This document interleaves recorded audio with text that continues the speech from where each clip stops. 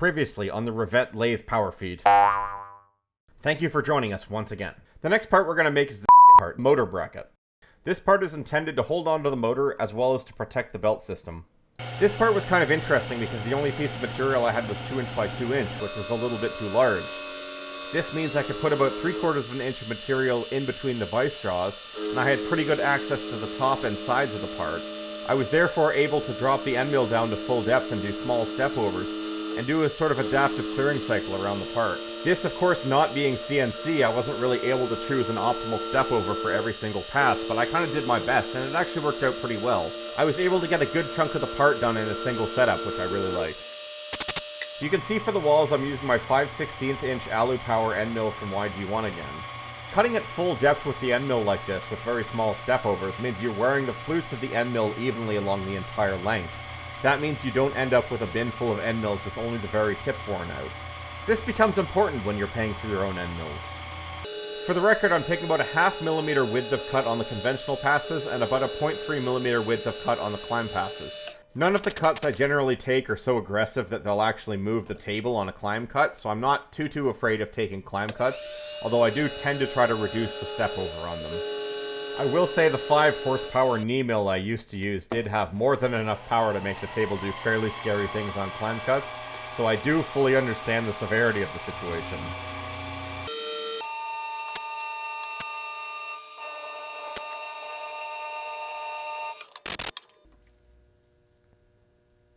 It's exactly 50. I feel like I should change the design to make it 50. Alas. 8 more millimeters to go. 8 millimeters later. Big balls of chips aren't safe and should be avoided, but they sure do make cleanup easy.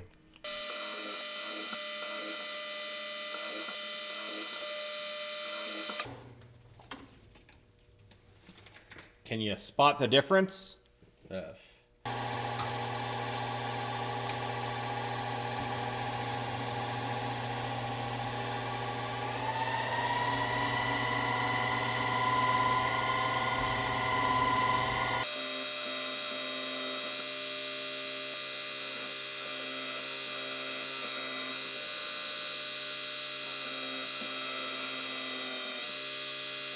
Okay.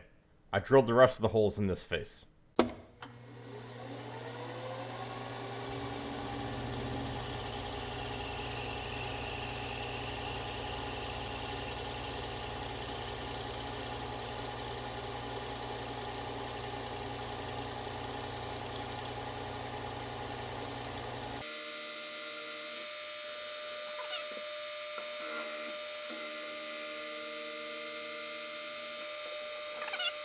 The occasional squeaks from Alvin and the chipmunks in the background are just me calling out the numbers I'm going to. I've started doing that, it helps me catch mistakes when I say things out loud, I guess.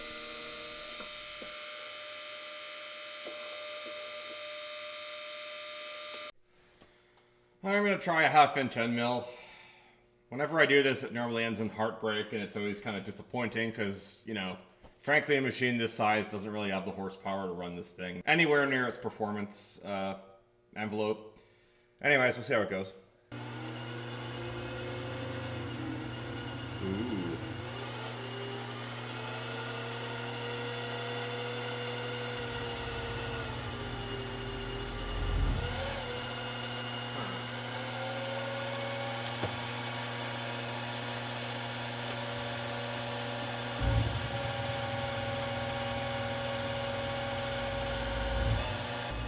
This is right around where a problem with the spindle driver board started appearing.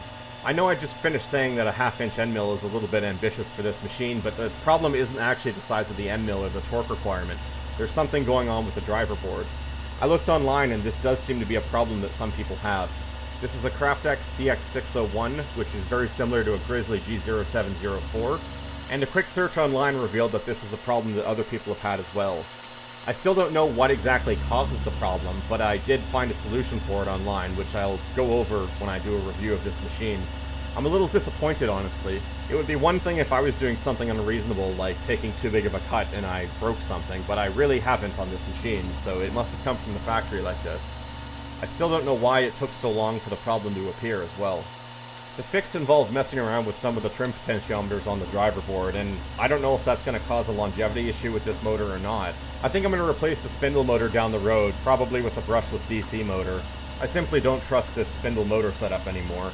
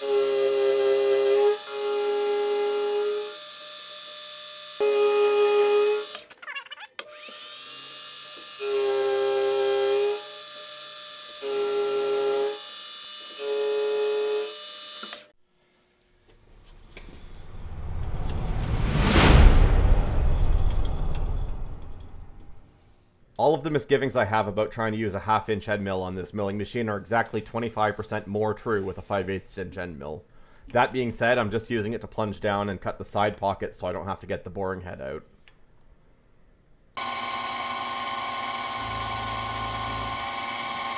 Make sure it's concentric.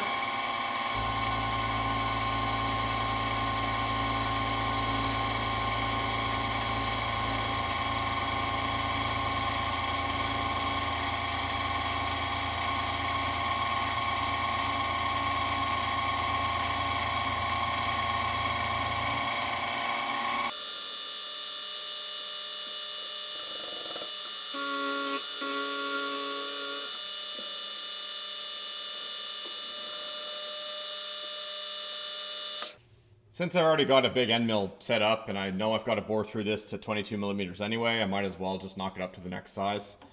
I was cutting pretty quickly there because it was a very slight step over and it was a plunge cut. But I am going to turn the RPM down for this because it will be removing more material, and now we're probably going to start getting to the torque limits of the machine, especially once I get below this slot thing.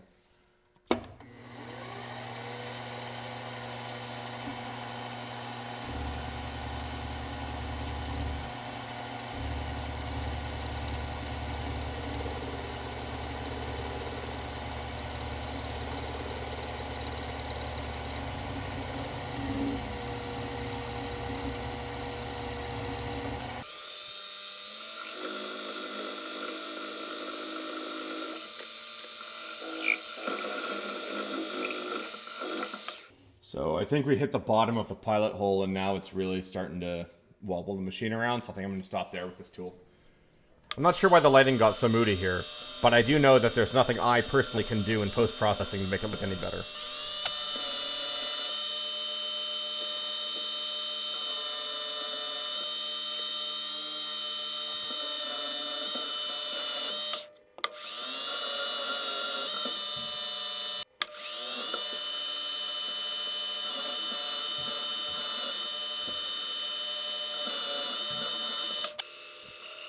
I've actually got to ream these holes partway down and then thread the very bottom.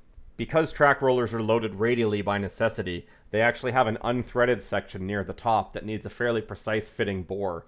This will resist the shear loading as well as the bending moments and give it a little bit of strength. After all, you really don't want to apply those forces to the threaded section. This is also something I do sometimes for shoulder bolts.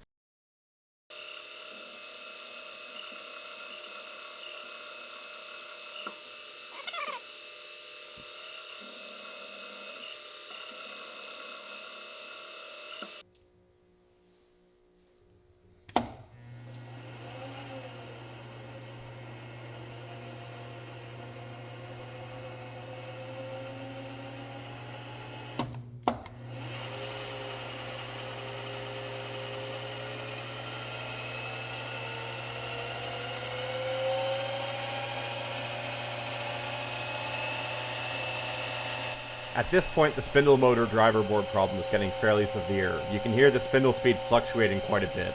I'm going to lose all of the torque pretty soon, so I basically have to stop machining and fix the problem. The footage is a little spotty from here because of that. Those cuts wouldn't have been a problem before the spindle issue. I still wasn't sure what the problem was at this point, and I was suspecting it was the gears in the spindle head. One of the banes of these machines is that the intermediate gears are plastic, so you can kind of strip those out fairly easily, especially when they get hot. I was thinking that something was up with them, although it was still running at high speed, so I assumed the gear was still at least intact. My working theory was because it was a helical gear, even though it's a very slight helix angle, that it was pushing down against the housing and making kind of a break. I ended up taking the headstock apart just enough to be able to confirm that the gears weren't the problem at all. And actually, apart from a little bit of wear, they look okay. One of the improvements I'd like to make to this machine down the road is to replace those intermediate plastic gears with brass ones. Brass will still fail before the steel driving gears, so they'll still offer some amount of protection to the entire drivetrain, but I think they're going to wear a lot better. I'll also be a lot less worried about overheating them. I had to stop machining for a while to fix the spindle issue, so I didn't get a lot of the footage for the end of this part. It was fairly straightforward though. I just had to cut a shoulder on it, I had to use the boring bar to knock all the way through for the motor pilot, and I did the same fly cutter trick on the side with this to cut the arc. Next up, we're going to be doing the small side of the dovetail. This is a very straightforward part. The only complicated thing is going to be the angle for the dovetail, obviously, and there's also a bore in there that I'm going to put a small piece of brass or plastic in that is going to protect the actual dovetail surface from the locking screw. The two wires that seem to insist on hanging down in the top left of the screen are actually connected to the positive and negative battery terminals on the Quill DRO. I'm kind of tired of buying those 2032 battery cells every time I forget to turn the Quill DRO off at night, so this way I'm hoping to wire them into some kind of AC-DC converter inside the headstock.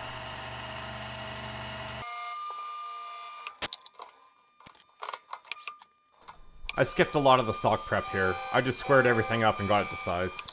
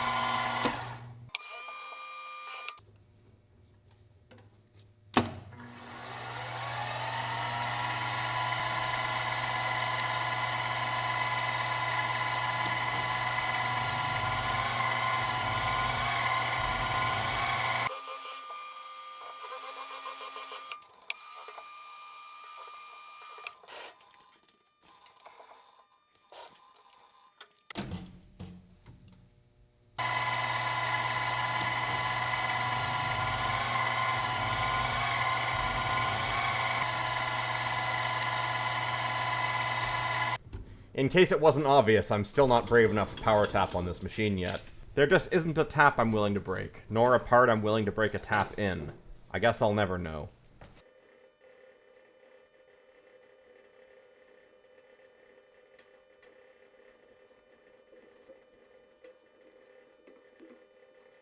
Well, I've brought you back to probably the only exciting portion of this part, and it's just cutting the dovetail.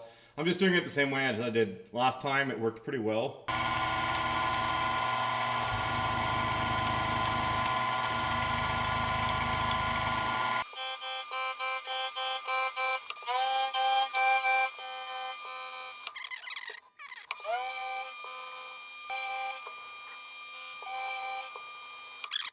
Alright, last machined part. So this is the hand wheel. It fits over the DT2 pulley, and it's got 4 screws going through it to hold the two together. I've also got 2 tapped holes. One of them is going to have the handle in it, and the other is for the optional counter handle, depending on if I decide I want that or not. This is the first project I've ever filmed on this machine, and I've got to say it is a pretty difficult machine to film. It's temporarily sitting on a bit of a flimsy workbench, which tends to rock back and forth a little bit while I turn the hand wheels. There also seems to be an awful shared natural frequency between the lathe, my camera holder, the bench, and the frame rate, so things really look like they're shaking around an awful lot. In actual fact, the shaking isn't as bad as it looks, but it still isn't ideal, so it is something I'm going to address. I do have a new camera holder that works a lot better. Unfortunately, I didn't have it in time for filming this project. I'm also planning on reinforcing this bench, or at least finding a bigger, heavier one. I don't think there's actually any risk of the bench falling over or anything, but it does shake a little more than I like. By the way, this is what the spindle does when I get greedy and overload it.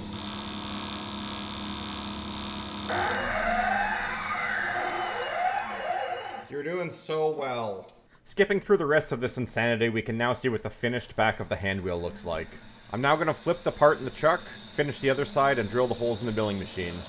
There is more footage, but I'm going to skip through most of it because it didn't turn out very well.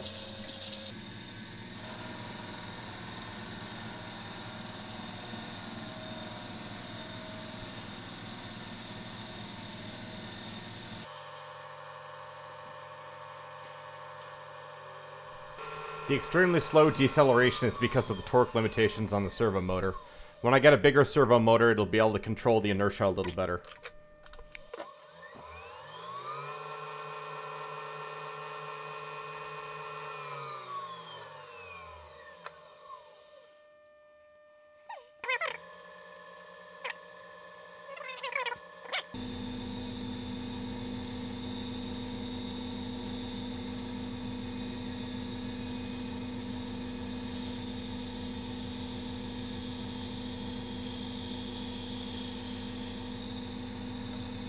Still getting used to dials, so every now and then I'll be off by 100th thou, and I can't see very well, so I do a very springy spring pass, I guess.